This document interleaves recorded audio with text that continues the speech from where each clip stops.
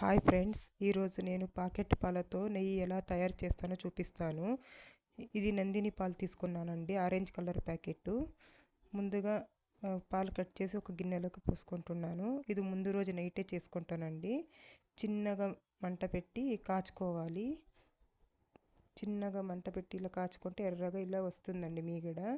దీన్ని ప్లేట్ మూసేసి over night ఫ్రిడ్జ్లో అయితే పెట్టేస్తాను. మళ్ళీ పొద్దున్నే తీసుకొని మీగడంతా ఒక గిన్నెలోకి వేసి పెట్టుకుంటానండి. ఇలా మీగడంతా తీసి ఒక గిన్నెలోకి వేసి స్టోర్ చేసి పెట్టుకుంటాను.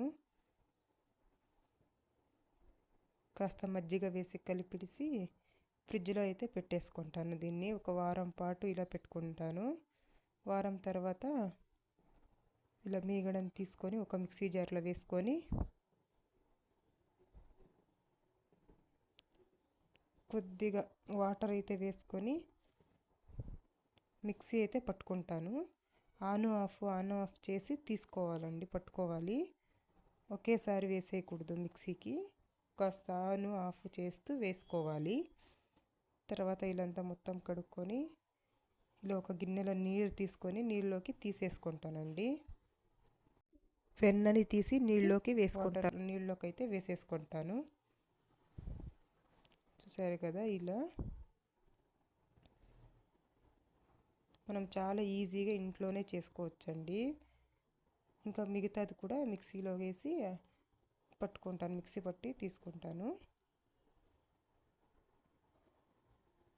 నెయ్యి కొనే పని లేకుండా వారానికి నాకు ఎంత నెయ్యి అవుతుందో మీరే చూడండి. చూసారు కదా, ఆ మజ్జిగ అంతాను నేను చెట్లకు కానీ లేదంటే సింక్లో కానీ పోసేస్తానండి. చూసారు కదా, ఇలా ఒక గిన్నెలోకి అయితే తీసేసుకుంటాను. బాగా పిసిగి కడుక్కోవాలండి వెన్న. చూసారు కదా, ఇలా చిన్న మంట మీద కాచుకోవాలి నెయ్యిని.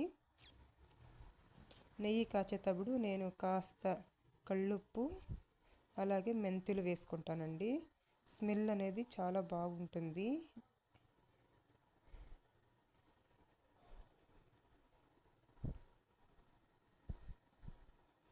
కలుపుతూ చిన్న మంట మీద చేసుకోవాలి. ఇలా చూసారు కదా, ఇలా కాచుకోవాలి.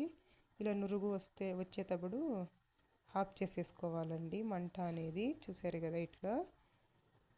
ఇప్పుడు చల్లారాక నేను ఒక గిన్నెలోకి అయితే వేసుకుంటున్నాను. చూసారు కదా నాకు ఎంత నెయ్యి అయ్యిందో మీరే చూసారు కదా. మీరు కూడా ఇలానే ప్యాకెట్ పాలు కనుక తెస్తున్నట్లయితే ఇలా చేసుకోండి. మీకు కనుక వీడియో నచ్చితే ప్లీజ్ ఒక లైక్ చేయండి. అలాగే మా ఛానల్ని సబ్స్క్రైబ్ చేసుకోండి.